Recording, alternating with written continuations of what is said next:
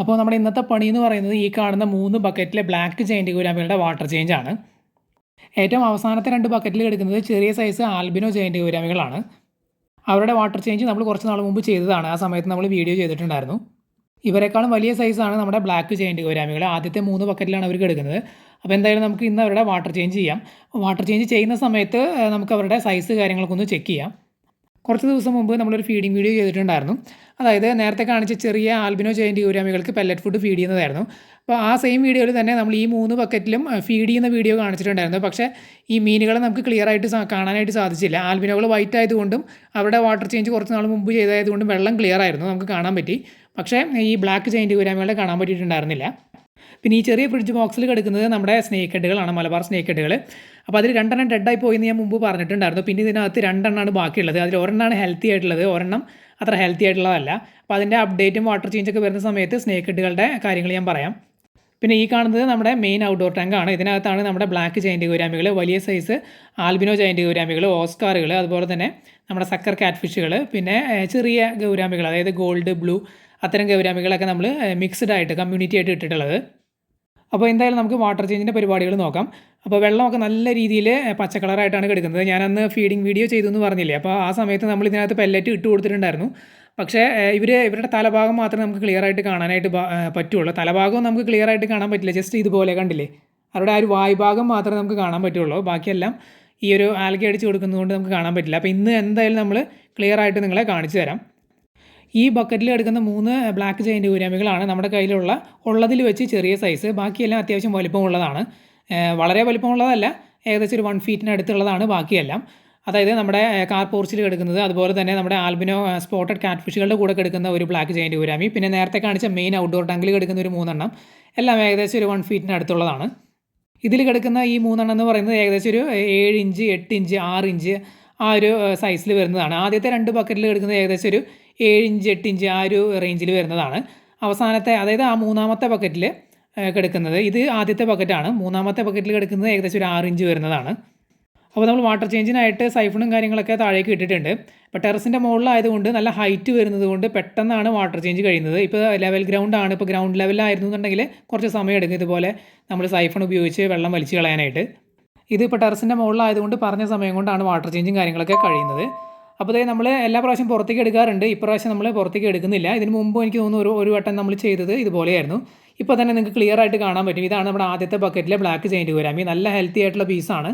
കളറും കാര്യങ്ങളൊക്കെ കണ്ടില്ലേ, നല്ല ഡാർക്കായിട്ട് തന്നെ ഇരിക്കുന്നുണ്ട് ഈ ഒരു ആൽഗ വാട്ടറിൽ കിടക്കുന്നത് കൊണ്ട്. ഇതിൻ്റെ സൈസ് ഞാൻ നേരത്തെ പറഞ്ഞതുപോലെ ഏകദേശം ഒരു 7 ഇഞ്ച്, 8 ഇഞ്ച് ആ ഒരു സൈസാണ് വരുന്നത്. നമ്മൾ മുമ്പൊക്കെ പുറത്തെടുത്ത് കാണിക്കാറുണ്ടായിരുന്നു, ഒരു ട്രാൻസ്പാരൻറ്റ് കണ്ടെയ്നറിലിട്ട് കാണിക്കാറുണ്ടായിരുന്നു. അത് കുറച്ച് റിസ്ക് ആയതുകൊണ്ടാണ്. ഇവർ വലുതായി വരുമ്പോൾ പിന്നെ നമുക്ക് ബുദ്ധിമുട്ടാണ്, ഇവരെ പിടിക്കാനും ഇവരെ ഡാമേജ് ആവാനൊക്കെ സാധ്യതയുണ്ട്. നല്ല രീതിയിൽ ഇവർ പിടിക്കുന്ന സമയത്ത് ഇങ്ങനെയാകുമ്പോൾ സേഫാണ്, നമുക്ക് ഇവരെ പിടിച്ച് പുറത്തേക്ക് എടുക്കേണ്ട ആവശ്യമില്ല, നിങ്ങളെ ക്ലിയർ ആയിട്ട് കാണിക്കാനും പറ്റുന്നുണ്ട്. പിന്നെ ഇവർക്ക് നമ്മളിപ്പോഴും ഫീഡ് ചെയ്യുന്നത് പെല്ലറ്റ് ഫുഡാണ്. പെല്ലറ്റ് ഫുഡ് ആയതുകൊണ്ടാണ് ഇവരുടെ ഗ്രോത്ത് കുറച്ച് സ്ലോ ആയിട്ട് വരുന്നത്. ശരിക്കും നമ്മൾ നോൺ വെജ് ഐറ്റംസ് ഒക്കെ കൊടുക്കുകയാണെന്നുണ്ടെങ്കിൽ അത്യാവശ്യം നല്ല ഗ്രോത്ത് കിട്ടും. അത് ഞാൻ പറഞ്ഞിട്ടുണ്ടായിരുന്നു. നമ്മുടെ കാർ പോർച്ചിൽ എടുക്കുന്ന ആ ഒരു black giant gourami chicken feed ചെയ്തതിന് ശേഷം അത്യാവശ്യം നല്ല ഗ്രോത്തും അതിൻ്റെ തടി കാര്യങ്ങളൊക്കെ, വണ്ണവും കാര്യങ്ങളൊക്കെ നന്നായിട്ട് ഇൻക്രീസ് ആയിട്ടുണ്ട്. അവിടെ നമ്മൾ ഇലവർഗ്ഗങ്ങളും കൊടുക്കുന്നുണ്ട്, പക്ഷേ ഇവിടെ നമ്മൾ പെല്ലറ്റ് തന്നെയാണ് കൂടുതലും കൊടുക്കുന്നത്. ഇടയ്ക്കൊക്കെയാണ് ഇലവർഗ്ഗങ്ങൾ കൊടുക്കുന്നത്, നോൺ വെജ് തീരെ കൊടുക്കുന്നില്ല. അപ്പോൾ നമ്മൾ ആദ്യത്തെ ആ ഒരു ബക്കറ്റിനകത്ത് വെള്ളം നിറച്ച് ഫില്ല് ചെയ്തിട്ടുണ്ട്. ഇപ്പോൾ നിങ്ങൾക്ക് അതിനെ ക്ലിയർ ആയിട്ട് തന്നെ കാണാം. ഈ ബക്കറ്റിൻ്റെ കപ്പാസിറ്റി എന്ന് പറയുന്നത് 50 ലിറ്ററാണ്. ഈ ബക്കറ്റിൻ്റെ കപ്പാസിറ്റി എന്ന് പറയുന്നത് 50 ലിറ്ററാണ്.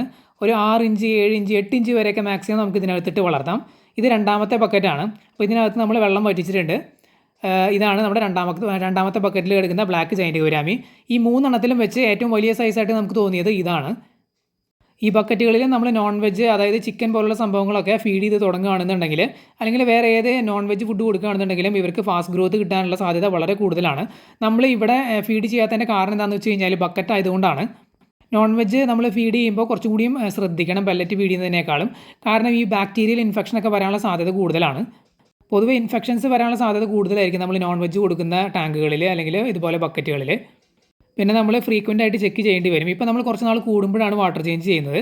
അപ്പോൾ നമ്മൾ 2ാമത്തെ ബക്കറ്റും വെള്ളം നിറച്ചിട്ടുണ്ട്. ഇനിയിപ്പോൾ 3ാമത്തെ ബക്കറ്റിലെ ബ്ലാക്ക് ജയന്റ് ഗൗരാമി ഇതാണ്.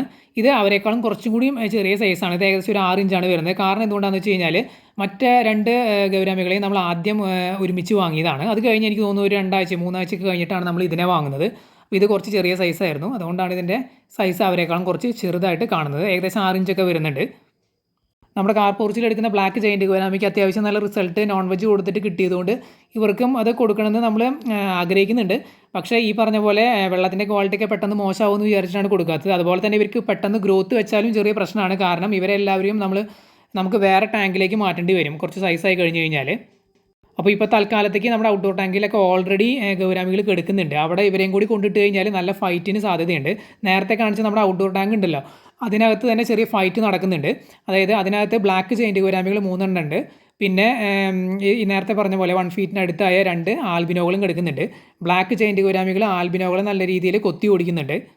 ഞാനീ പറയുന്നത് നേരത്തെ താഴെ കാണിച്ച ആ ഒരു വലിയ ടാങ്കിൻ്റെ കാര്യമാണ് പറയുന്നത്. അതിനകത്ത് കിടക്കുന്ന ജയൻറ്റ് ഗൗരാമികളുടെ കാര്യമാണ് പറയുന്നത്. അപ്പോൾ അവരെ ഒരുമിച്ചിട്ട സമയത്ത് അല്ലെങ്കിൽ അവരെ ഒരുമിച്ച് കിടക്കുന്നത് കൊണ്ട് ഈ ഒരു ഫൈറ്റും കാര്യങ്ങളൊക്കെ നടക്കുന്നുണ്ട്. അതുകൊണ്ടാണ് ഇവരിപ്പോൾ നമുക്കിനി പുറത്തേക്ക് ഇറക്കാനായിട്ട് ശ്രമിച്ചു കഴിഞ്ഞ് കഴിഞ്ഞാൽ മറ്റ് ടാങ്കുകളിലൊക്കെ ഓൾറെഡി ഗൗരാമികൾ കിടക്കുന്നുണ്ട്, ജയൻറ്റ് ഗൗരാമികൾ കിടക്കുന്നുണ്ട്. അപ്പോൾ ഇവരും കൂടി ചെന്ന് കഴിഞ്ഞാൽ ചിലപ്പോൾ ഒരു ഫൈറ്റ് ഉണ്ടാവാൻ സാധ്യതയുണ്ട്.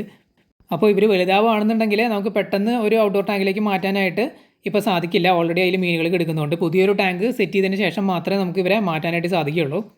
അപ്പോൾ ഇവരുടെ ഗ്രോത്ത് നോർമൽ സ്പീഡിൽ പോകുന്നത് തന്നെയാണ് നല്ലത്. നോൺ വെജ് ഫുഡ് കൊടുത്താൽ തീർച്ചയായിട്ടും ഇവരുടെ ഗ്രോത്ത് ഫാസ്റ്റ് ആവും എന്നുള്ള കാര്യത്തിൽ യാതൊരു സംശയമില്ല. കാരണം പ്രോട്ടീൻ സോഴ്സാണ്. ഹൈ പ്രോട്ടീൻ സോഴ്സ് ഫുഡുകൾ കൊടുത്തു കഴിഞ്ഞാൽ തീർച്ചയായിട്ടും നല്ല ഗ്രോത്ത് കിട്ടും. പെല്ലറ്റ് ഫുഡ് ഫീഡ് ചെയ്യുമ്പോൾ നമുക്ക് കുറച്ച് സ്ലോ ഗ്രോത്ത് ആയിട്ടാണ് തോന്നിയിട്ടുള്ളത്. അതിന് കാരണം എന്താണെന്ന് വെച്ച് കഴിഞ്ഞാൽ നമ്മൾ കൊടുക്കുന്ന ഒരു പെല്ലറ്റ് അത്ര ഹൈ പ്രോട്ടീൻ കണ്ടൻറ്റ് ഉള്ളതല്ല. അതാണ് ഒരു കാരണം. പിന്നെ നമ്മൾ പച്ചിലകളാണെങ്കിലും ഇലവർഗ്ഗങ്ങളാണെന്നുണ്ടെങ്കിലും അതൊന്നും അത്ര ഹൈ പ്രോട്ടീൻ സോഴ്സായിട്ട് നമുക്ക് പറയാൻ പറ്റില്ല. ഒരു നോർമൽ സ്പീഡ് ഗ്രോത്ത് ആയിരിക്കും അതൊക്കെ കൊടുത്താൽ കിട്ടുന്നത്. അപ്പോൾ എന്തെങ്കിലും ഡൗട്ട് ഉണ്ടെങ്കിൽ കമൻറ്റ് ചെയ്ത് ചോദിക്കുക, നമ്മൾ തീർച്ചയായിട്ടും റിപ്ലൈ തരുന്നതായിരിക്കും.